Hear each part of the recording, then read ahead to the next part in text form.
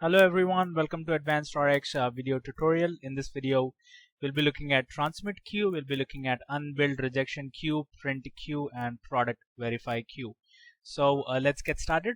Whenever you go to RX process and do a transmission, or send to Transmit Q whenever there is an insurance, the RX goes to Transmit Q for batch transmit. So as of now, you can only see one prescriptions, but you can send multiple prescription to Transmit Q and you can select them all and do a batch transmit. Okay, or transmit selected RXs. You can, if you check this box, you can send them to Print Q.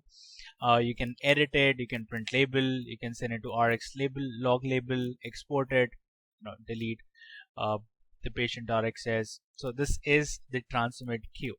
Similarly, we have Unbilled Rejection Q, wherein those RXs which are unbilled and rejected would show up. Okay, so from here you can do similar functions, right? Like edit, transmit, send to Transmit Q, print, and other things. You can also generate a report date wise. Similarly, we have a Print Q, which is a label Print Q. So all the RXs that you sent to the Print Q would be available here. You can go ahead and select all of them or select one by one for printing. You can also generate a report and print label from here. Similarly, we have Product Verify Q. So in case you want to do a product verify, after you go ahead and fill a prescription, the prescriptions comes here for a product verification in case you allow that in the setting.